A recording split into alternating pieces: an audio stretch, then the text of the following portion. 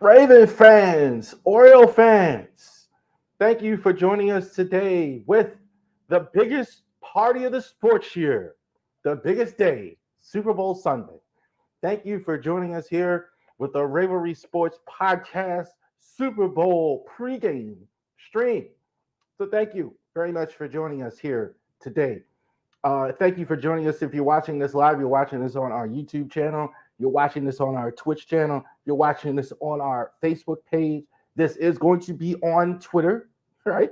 After we're done. So I'm going to go ahead and put it up on Twitter, the replay game there. If you're watching this there, thank you very much.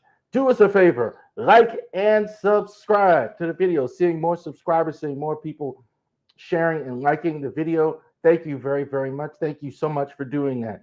Thank you for joining us this year for this football season. Here we are on the last day of the season, Super Bowl Sunday. Sure, all the parties and the beers flowing, or the crabs, or whatever is going on right now. So thank you very much for joining us here today.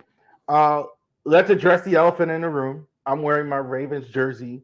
I know us as Ravens fans, Oriole fans, especially, are a little, maybe our enthusiasm is a little bit less, right? We feel like it should have been us. I've been saying that for like the last couple weeks, that this was our year to get it. Look, we're not in it. The Chiefs are in it. The Niners are in it. So that's the way it is. So let's go ahead today, finish the football season, look forward to next season. We're going to have a lot of great off-season content for you this Wednesday, especially on our podcast. We're going to talk about what the Ravens need for 2024 as well. And we're going to talk a lot about that as well. So I understand today, if you're out there, you're a Ravens fan and you're a little bit diminished somewhat because still mad about the AFC Championship. I get it. I absolutely get it. So we understand, but we're going to drive on with the content today. We're going to drive on with the business at hand. Genesis Notary Services live stream is on 2/19/2024, 12 o'clock. So that's my notary business. If you are in the Shenandoah Valley area, we are going to be talking about that as well. Genesis Notary Services live stream, Shenandoah Valley area. We will stamp your documents with care. All of you out there in the Shenandoah Valley area, we're happy to go ahead and take care of that for you. Genesis Notary Services. We're happy to go ahead and do that for you as well today. Well, what's going on today? It is the biggest party of the year, the Super Bowl. So we're going to have two of the teams that have earned it here. The Chefs, I'm surprised they're here, honestly. The Chefs were outstanding down the stretch, and so they're going to be in the Super Bowl today against the 49ers. The Chefs will be considered the home team. They were the road team last year against the Eagles. 49ers, even though it's closer to Las Vegas, they will be the road team today. So all the years I watched, Super Bowl parties always kind of reminded me of fight parties. For you old school, some people you have UFC parties or whatever nowadays, boxing parties, and whatever they did before the fight. Every time you had to fight, you had the great Jim Lampley and George Foreman and Max Kellerman, the tale of the tape. So that's what we're going to do today. What is the tale of the tape? So what do these two teams look like on paper before we go ahead and start today? So let's look at these two teams. So these two guys, I'm sure you recognize these two guys. These are the starting quarterbacks today. This is Brock Purdy for San Fran, Pat Mahomes for the Kansas City Chiefs. I think Brock Purdy's the real deal. There's no question about it in my mind. Brock Purdy, the numbers he's put up, all he's kept hearing, well, it's because of Kyle Shanahan's offense. Well, it's because you got all these great guys around. The numbers he's put up has been fantastic. Really, the only bad game he had, I think he wins the MVP this season. Had it not been for the bad performance against the Ravens late in the season, that was probably about the only thing he did. I mean, he's been fantastic all season for him. The couple weeks he wasn't great there. They kind of lost those games. So I don't think all this game manager stuff. I agree that it is disrespectful for a guy that's been this good this season, very good in the championship, in the playoff games, in the divisional round. So it's well. I think the other side. I think he's the only reason they're in this game. I think Pat Mahomes. You know, it's funny.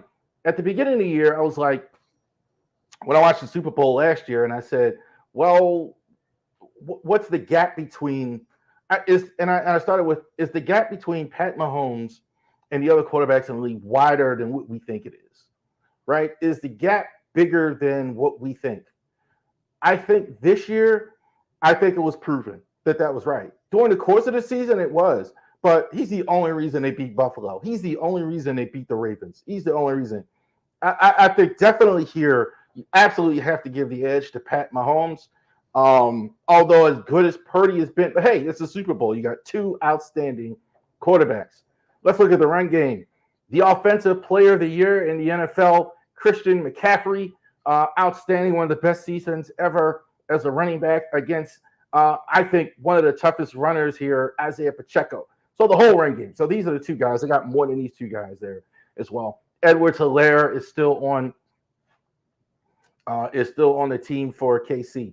On paper here, I don't think this is close. I think Christian McCaffrey, the only thing that stopped him in his career is good health. He's been hurt a lot in his career, especially when he was in Carolina. I think the second he got with Kyle Shanahan, this offense fits in perfect. It fits a lot of running backs well. It's a great running offense. But the fact when you have an elite guy like this, absolutely, this is the advantage to the 49ers as well. I would say, though, Pacheco isn't bad. I don't know how long he's going to stay healthy the way he runs, but I love the way he runs. Love the way he runs. Think of a Marion Barber when you watch him run. Think of a guy runs just violently, Alvin Kamara type guy. That's what he is, like a smaller version of that. Really almost seems like he wants to get hit when running. San Fran. So we got the two of the wide receivers here. Deebo Samuel on the other side. They also have Brandon Ayuk as the other starter. Rashid Rice is really the only starter worth mentioning on the other side. Huge advantage for San Fran. Deebo Samuel is the best Swiss Army knife in the entire NFL. You could put him anywhere. You could put him in the slot. You could put him on the outside. You could put him in the middle. You could put him around. He is the best Swiss Army knife in the league. I think Brandon Ayuk is actually an outstanding traditional receiver. He's the guy that you can use, put him over the top, but you can't really double him. So when they don't want to run that Swiss Army knife stuff, and Deebo is a better receiver than he's actually given credit for. He's not just a Swiss Army knife. He's not just a guy who's going to run the ball out of the backfield. You could put him outside. You could put him in traditional routes. I think the receivers, their starting receivers are fantastic. This is clearly the weak spot for KC. They've had more drops, I think, than any team in the league. I think they're second in the league in drops. The receiving core has been terrible. Here's what has happened, though. The guy on the right, Rashid Rice, has emerged in the midst of all this. Going forward, they do have a number one receiver. I liked him in college. I was kind of thinking the Ravens would draft him in the mid rounds or something. I was kind of hoping they would. So he's really emerged in the midst of all this. He's really emerged. I would say this: not a great Kadarius Toney. Kadarius Toney is there. Marcus Scan. I would say this: they've all been there, so they're not going to they've been there last year, so they're not going to be on the moment. But big advantage here for the San Francisco 49ers. This is the two guys here, two of the best tight ends in the NFL, possibly two of the best, arguably, you could say. I might say Mark Andrews, little purple colored glasses, but two of the best tight ends in the NFL. Mark Andrews, Travis Kelce, and George Kittle. All the women are talking about is Travis Kelce, frankly, and the whole Taylor Swift thing. Taylor Swift is interested in this guy because he's maybe the best tight end in the NFL history.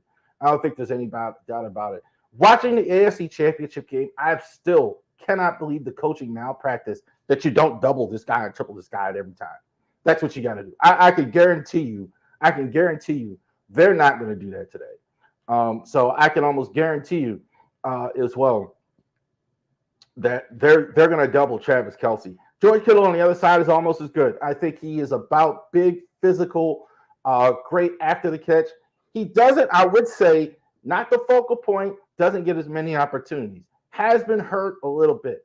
So I don't think he's as good as Kelce, but he's not far below. If you would have ranked these, you might say 1, 2, somebody might say 1, 3. Very good. Sam Laporta, really good. These guys are top shelf. No question about it. Advantage to the Kansas City Chiefs. Offensive line. Very interesting matchup here. I think the Niners have, I think Trent Williams has been the best offensive tackle the last 3-4 years in the league, if not longer than that. He's terrific. Doesn't give up sacks. It kind of is like the Jonathan Ogden when we had him, or if you have Anthony Munoz over there, you got Trent Williams, you got nothing to worry about. I'd say this: the Niners line, but because of him, I think the line's a bit overrated. I think the rest of it, I'm not so sure. They really don't have a great center or great tackle. They kind of mix and match. They kind of have guys that are just kind of okay. The Chiefs line, big problem they have. I think they're inside. They're the opposite. Guard to guard, they're really good. I think Trey Smith, they're not going to have Joe Nutney today, who's injured. So they're inside. They're very good. They don't have the strength outside at the tackles. Tackles, they've been struggling all year. The bad signing when they got Jawan Taylor. They spent a lot of money. Donovan Smith has kind of struggled too. This is not the team to be struggling against as well. I think, though, I am going to say overall, believe it or not, I think this is about a push. I can't really say one line is better now. I think both of these lines are a bit overstated.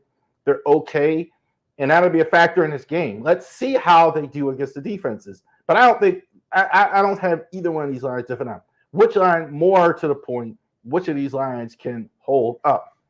Defense. Nick Bosa on the other side, I think maybe two of the best defensive players in the entire league, two of the best on the offensive line. Maybe the best DN outside, not named Myles Garrett, who won Defensive Player of the Year, and Chris Jones. I think Nick Bosa, I think, has been terrific all season long. I think the Bosa brothers are about as good as you can get in the league. I think Nick Bosa is part, though, of a larger team. Armstead, the whole line is really good. And I think maybe some of the best line play in the entire league when you have the 49ers. I think a lot of it is one guy. I mean, their defense is probably second in the league. I would say this, too. The Chiefs' defense, better than I thought it was in the playoffs. Better than I thought it was. About second in the league, I think it is. I do think the Chiefs line is a push here. Which one can get better against that offensive line? So both of these lines are strength. Both of these lines are going against not as good offensive lines. Which one is going to be successful? If I had to think, though, it's going to be the Chefs, because the Chefs have been really good all year on defense as well. Niners, not as good every week, not as good lately. So, linebackers, Fred Warner, see with the big C captain, Nick Bolton on the other side for the Chefs. Nick Bolton, I think I would say this is a very underrated group, the Chefs linebacking core. I think the reason why they stopped the run so well is they have really good linebacking group. It's a very good linebacking core. So I think the Chefs really do well as far as the linebacking group, the linebacking core. It's pretty good. So very impressive with their the Niners linebackers. So it's terrific. Fred Warner, Greenleaf, for those guys. Drake, I mean, they're just terrific. There's no overrating these guys. These guys are fantastic. I think almost any other group, you might say the Chiefs, but definitely I like the Niners linebacking core. Secondary, defensive backs. This is interesting. There's so much differing opinion on the Niners defensive backs. It really is. It's such some people some have heard great, some have heard residue of the front seven, which we know is terrific. Some are it's different. I think that guy right there, Tre'Davious Ward, has been fantastic for them all season. I'm gonna say this: that group in KC, their corners, they're about as good as I've seen all season. Trent McDuffie is a megastar going to be. He's definitely. I didn't see all season when I really went back and looked at it all season where anybody did anything against Trent McDuffie. He's going to be a free agent, so that's going to be interesting to see how that goes as well. I think the Chefs, I think this is a strength of their defense. I think this is a big deal in this game. They're going to have, I will say, you got your hands full with those great receivers, but I think they're fully capable of shutting them down. I like the Chefs as far as the defensive back compared to the Niners. Last one, special teams on the field. At least we'll talk a little bit about the coaches too. I think the Harrison Butker, kicker for the Chefs, is there as well, and is for the Kansas City, is for the Chefs, and Jake Moody for the 49ers. This is pretty much a mismatch here. You got Moody, who just came in the league here recently. He's been good for them. I mean, there's no question about it. I think Butker might be the best kicker in the league, not named Justin Tucker in the NFL. He's been really, really good for them for a long time. So I think the whole special teams is really good as well. So I think I do like the Chefs here as far as if it gets out of a kicking game. Rarely do you see kicking errors in this one or anything like that from the Chiefs or special teams for Andy Reid teams. Their special teams is always kind of underrated, in my opinion. So definitely keep that in mind. I definitely think the Chefs here are good. 49ers are good as well. But I definitely think the Chefs actually have the better special teams. And who do I think wins this game today? So let's go ahead and check it out here. Let's go over one more thing real quick.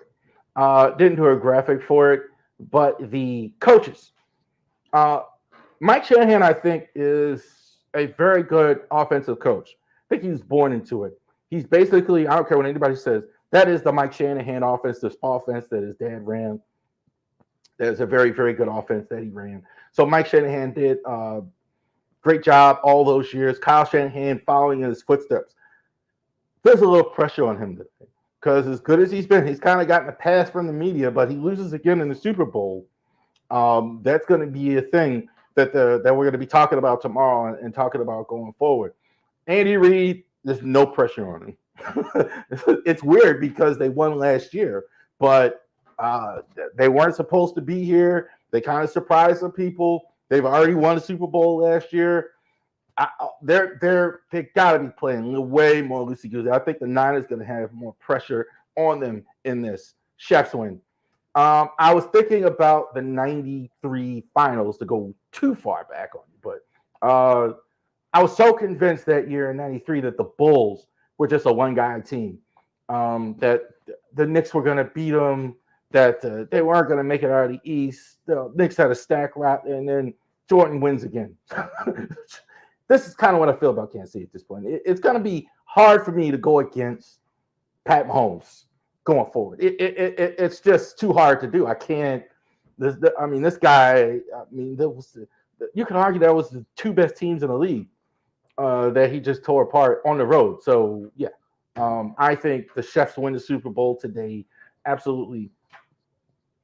We will see what that happens as well in the game. So definitely sure you're all going to be watching the game on Sunday today. So the game starts around 6 o'clock today. So definitely check it out as well. I do want to share my screen here for a second and talk about something here. And hopefully y'all can see it here. This is our website. Okay, so if you've never seen it, now you're seeing it. So this is ravorisports.company.site.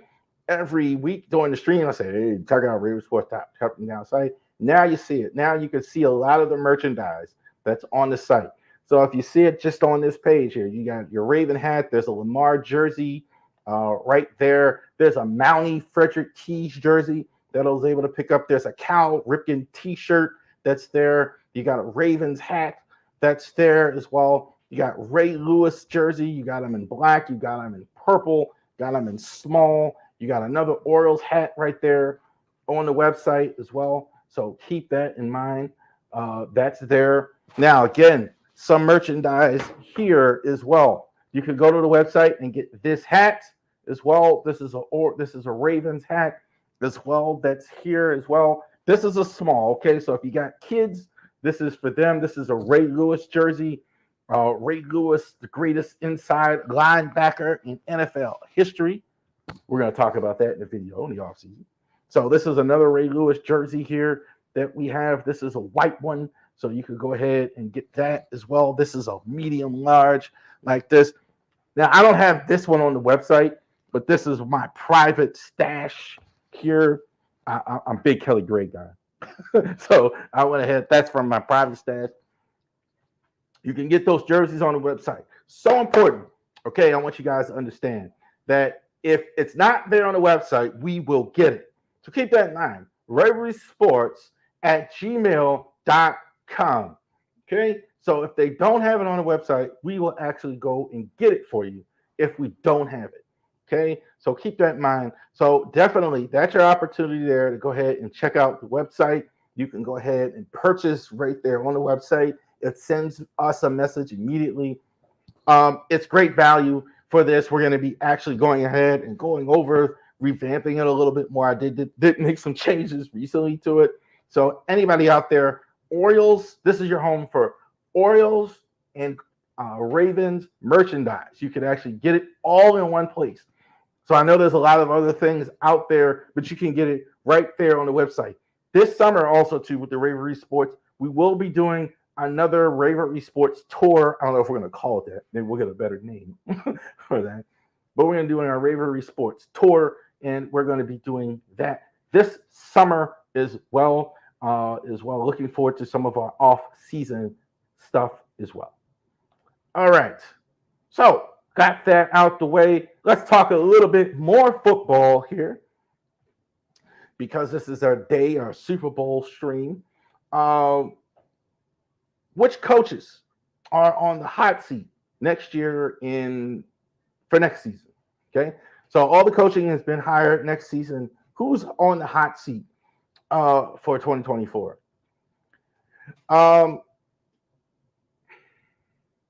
It's interesting. A lot of the names on my list, for the first time I can remember, are actually coaches that made the playoffs. Like they're not. It's warm for Mike McCarthy. It's warm for Nick Sirianni. I think it's warm for Todd Bowles, possibly as well. If he doesn't do as well, I think he almost. There's a lot of guys. I mean, there's some that didn't make the playoffs. Matt Eberflus is one. I think it's a little warm. Brian Daboll, I think, might have some issues. Because I don't think his team is very good. I think he was able to work a miracle with Daniel Jones one year. And absolutely on this list is Mike Tomlin and John Harbaugh.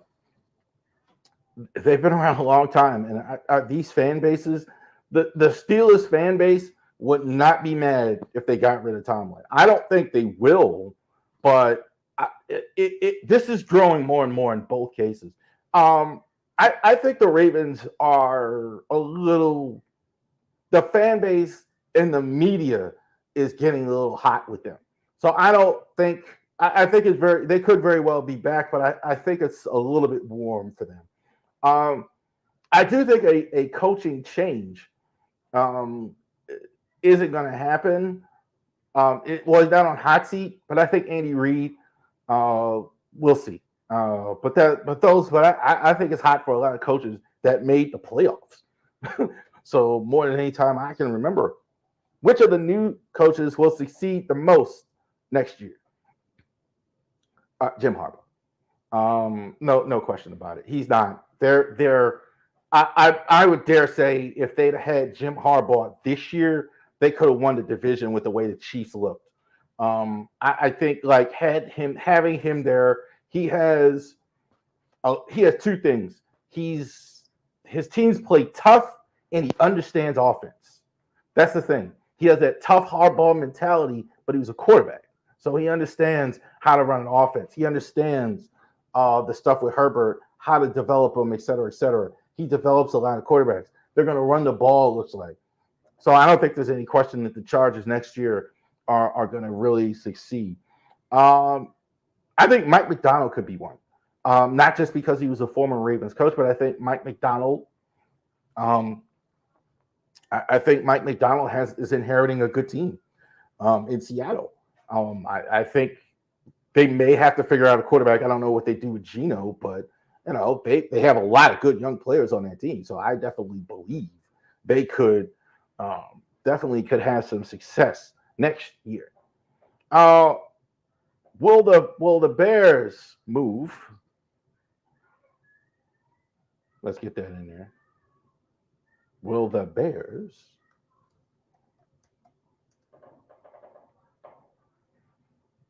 move Caleb Williams for Justin Fields?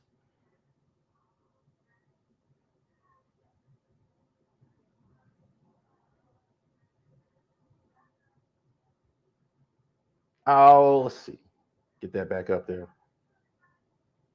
So will the Bears move Caleb Williams for Justin Fields? I don't think. There we go. Management appreciates your cooperation. I think they should. I think they're going to. It's going to be very hard to pass up on Caleb Williams or maybe even Daniels in the first two picks if you're picking first again. I don't see how you do it 2 years in a row. Fields, I don't think he's just said. I don't think he's going to get you where you need to go. Could he be successful somewhere else? Possibly.